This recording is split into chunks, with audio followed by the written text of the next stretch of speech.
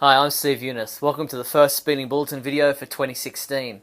In this episode, I'll be recapping all the major news that's happened in the world of Superman during the first 2 weeks of the year, January 1st to January 14th. Some of our top news stories included a new clip and 2 new TV spots for Batman v Superman are released online, Laura Vanderbilt has been cast to appear on the Supergirl TV series, and there's a new Fleischer Superman and Lois Lane statue on the way. Let's check out these stories and more in this bumper edition of the Speeding Bulletin.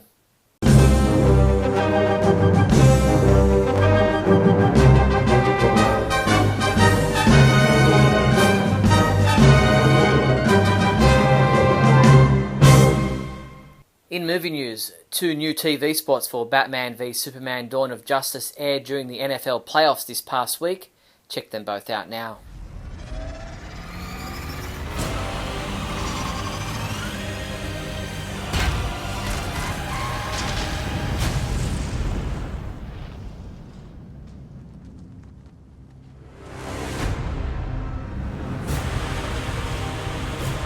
Tell me, do you bleed?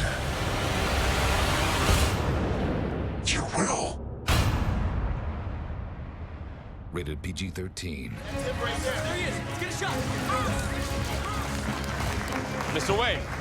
Clark Kent, Daily Planet. Civil liberties are being trampled on in your city. The Bat Vigilante thinks he's above the law. Don't believe everything you hear, son. Boys, Bruce Wayne meets Clark Kent. I love it. I love bringing people together. Lex, it is a pleasure. Ow! Wow, that is a good grip. You should not pick a fight with this person. Rated PG-13. On Wednesday night, Zack Snyder appeared as a special guest on Conan and brought with him this new clip from Batman v Superman.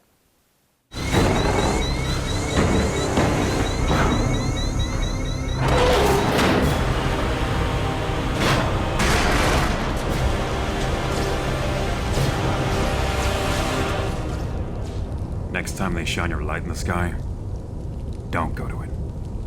The Bat is dead. Bury it. Consider this mercy. Tell me.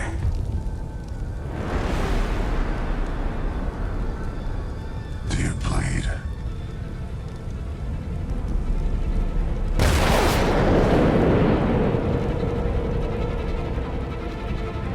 You will. The dawn of 2016 saw the release of a whole slew of new Batman v Superman official merchandise, with Warner Brothers now having released their own range of apparel and other tie-in items available via their online store. Funko has also released the first wave of their Batman v Superman vinyl pop figures, which includes Wonder Woman, Superman, Batman, Aquaman, Nightmare Batman and a Superman soldier. Future waves are said to include Lex Luthor, Lois Lane and possibly Doomsday and the Flash. Funko has also released images of their complete range of Batman v Superman mystery minis. The 12-figure set includes Superman, Clark Kent and a Superman soldier. It seems like new merchandise for Batman v Superman is becoming available every day. Additional collectibles now available to order through our online store include pop vinyl figures, wacky wobblers, Dorbs vinyl figures, vinyl idols and Jada medals. Head to supermanhomepage.com/shop to check them all out. Kotobukiya released a gallery of images of their upcoming Batman v Superman movie Art FX Plus Superman and Batman statues. Combine the 2 statues together at the base to replicate the epic battle everyone has been waiting for. The Art FX Batman and Superman are sold separately so they can be displayed by themselves. Scheduled to be released in May, each figure will sell for $69.99. We'll let you know as soon as they're available to order from our online store. Billboards for Batman v Superman are starting to appear across the USA. A new billboard is now on display in New York City, with the same poster image also being released online. In an interview with MTV.com, director Zack Snyder commented on the feelings by some fans that the recent trailer for Batman v Superman revealed too much of the film. He said, "I have the benefit of seeing the movie. It's cool that they think it's too much, and I appreciate people not wanting to know, but there's plenty that they don't know. There's a lot more of the movie that's not in the trailer." In an interview with the Daily Beast, Zack Snyder reveals that there might be more to Doomsday than fans think. He said, "To us it really made sense to give Doomsday to the audience now. I really wanted to make the audience a promise that, though I'm super excited and happy and fulfilled by the conflict of Batman and Superman, there's also a bigger world to start to think about." In an interview featured within the January 2016 edition of Cineplex magazine, Henry Cavill discusses the process of taking Superman from where he left off in Man of Steel to where we find him in Batman v Superman.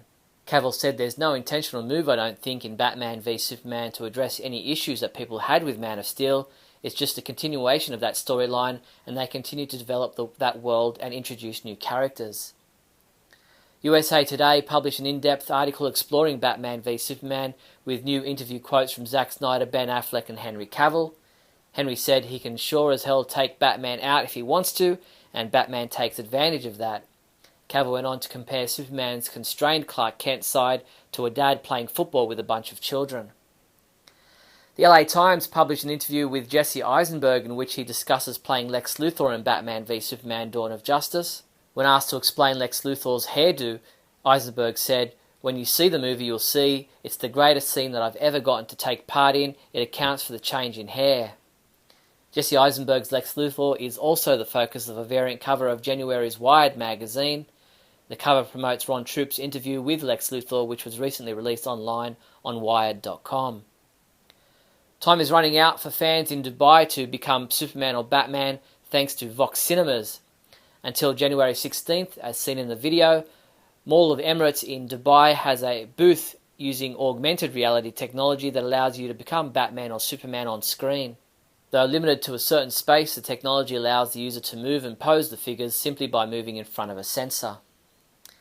As we reported late last month, Batman v Superman will be part of a special program to air on the CW on January 19th.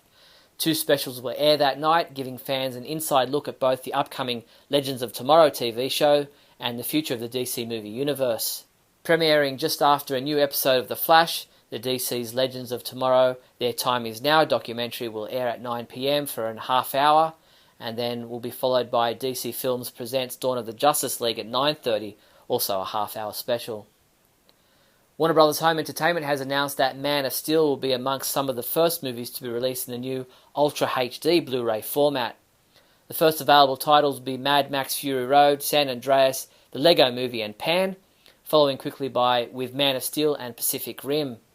No release date for the Ultra HD Blu-ray release of Man of Steel has been announced as yet.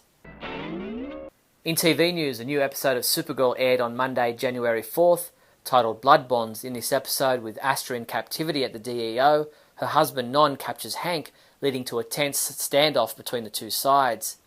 Also, Kara continues to refute Kat's allegations that she is Supergirl.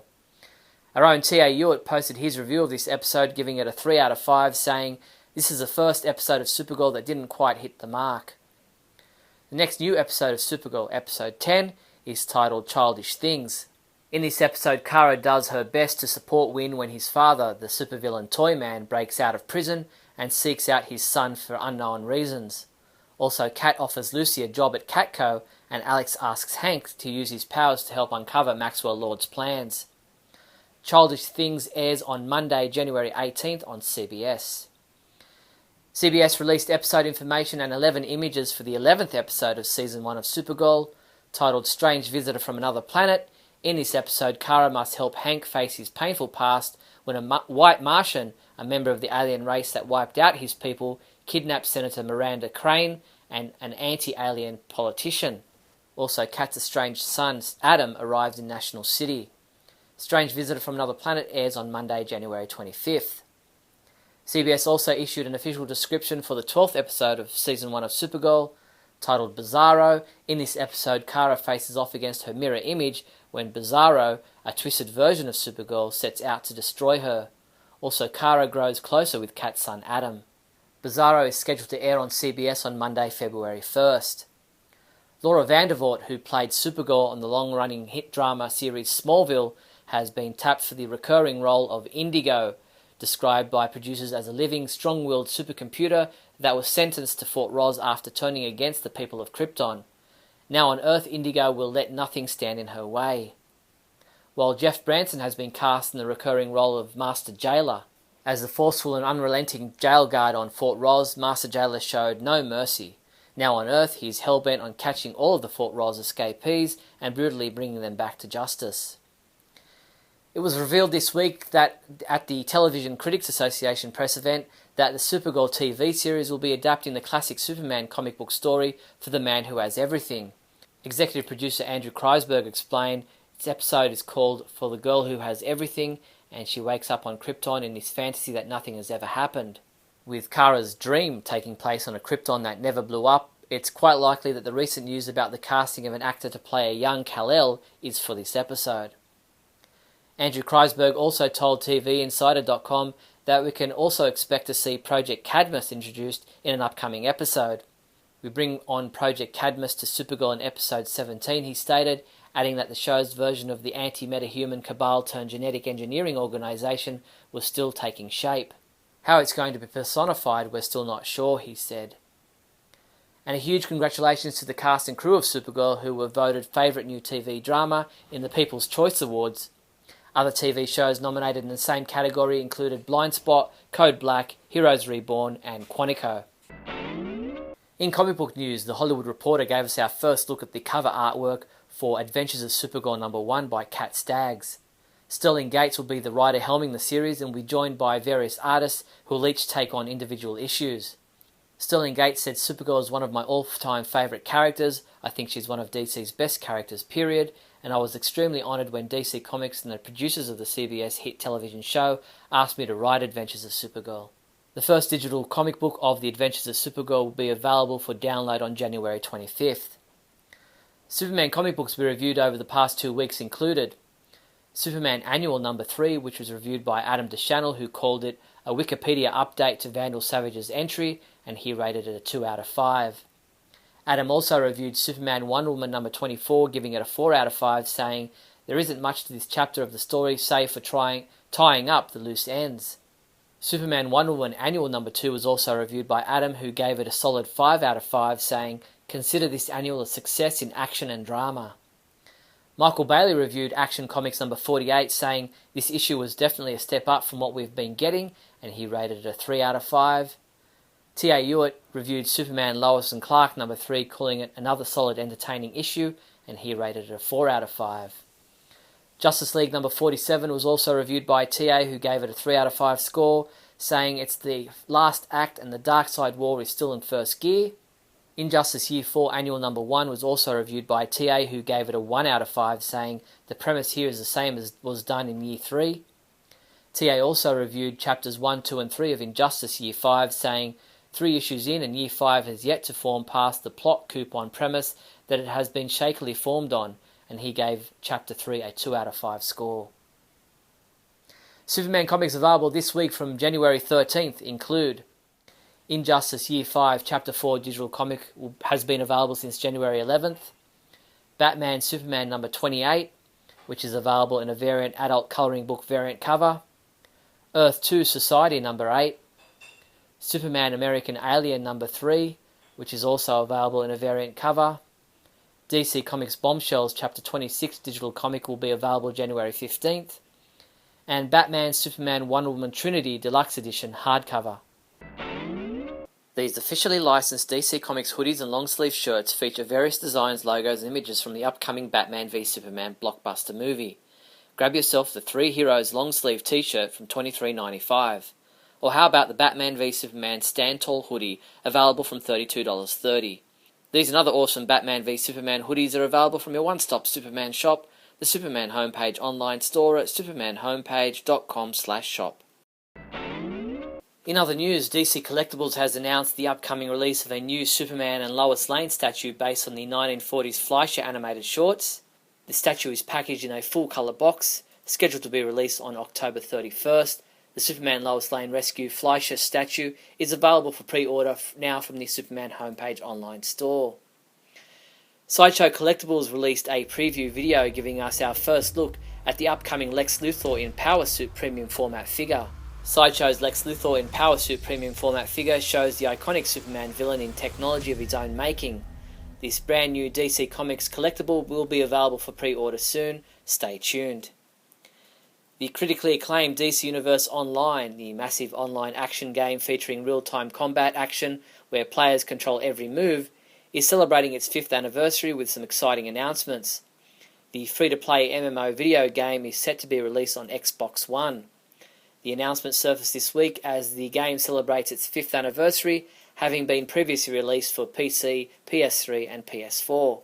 Superman fans can look forward to a new Superman storyline featuring Zod, Ursa, Non, Superman, Lois Lane, Supergirl and Superboy. The story will begin in the Phantom Zone and will eventually take you all the way to the epic finish in the city of Kandor.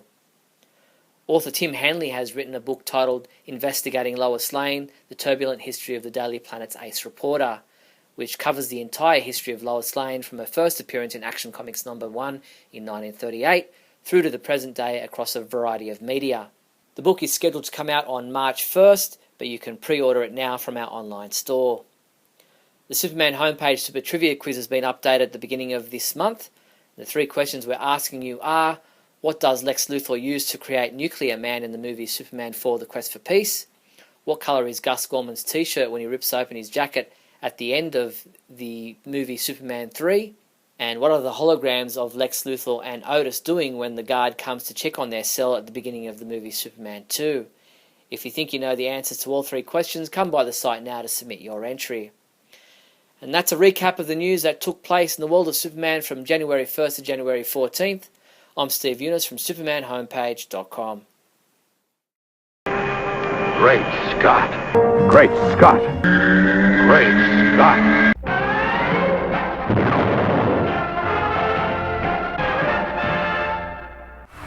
Hello everyone and Happy New Year. Welcome to another edition of Great Scott. It's really cold out here. It's snowing. I wanted to show everyone some of the local area comic shops. There aren't too many. This is Rubber Mallet Comics in Wyoming, Pennsylvania. It's snowing. It's 17 degrees and it's about 5:30 in the morning.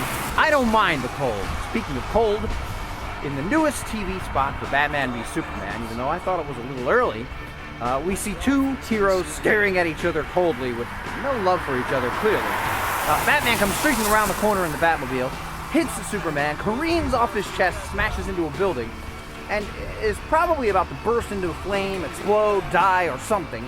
But Superman goes over, tears off the roof to make sure that Batman's still alive, and still gets threatened by the Bat, who couldn't hurt him anyway.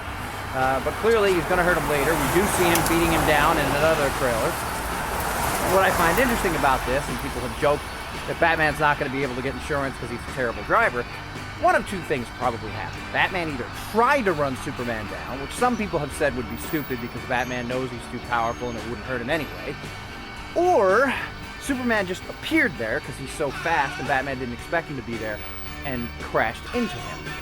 What I find awesome about this is that Superman still goes to save Batman, even though it appears that Batman tried to hit him. In other words, he doesn't just leave the Bat inside the car to die, which is exactly what Superman wouldn't do. Superman's a hero, even if somebody's antagonistic toward him.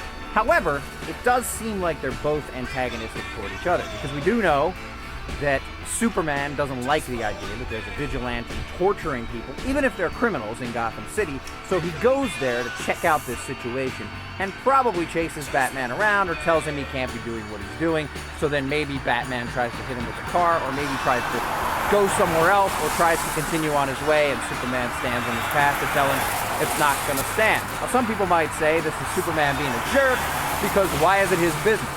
And of course, Batman's going to say, after what you did in Metropolis, even though we know that it's not really Superman's fault, it's kind of a different situation, you'll notice that I sent my professional cameraman and sound people home because it's very cold outside. I don't have a cold heart like these 2 heroes seem to have for each other. We get a couple of cold stares, and then, of course, Superman, who doesn't even tend to answer Batman and just says, you just bounced off me with your car and you're kind of an idiot dressed as a bat. So he just flies off.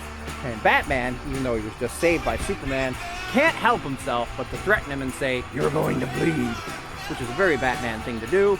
And of course, helping out Batman, even though they're antagonistic toward each other, it's a very Superman thing to do. One last thought as we begin 2016, even though we're a few weeks in. Since this is my first show, I wanted to mention that we, of course, just lost this week musical icon David Bowie. And while it really isn't related to Superman, he did write a song called The Superman, which was based on his understanding of the works of Nietzsche at a time when he himself quotes, I thought I understood Nietzsche, and I was trying to come across that way. It was written in 1970, and it was on the album The Man Who Sold the World.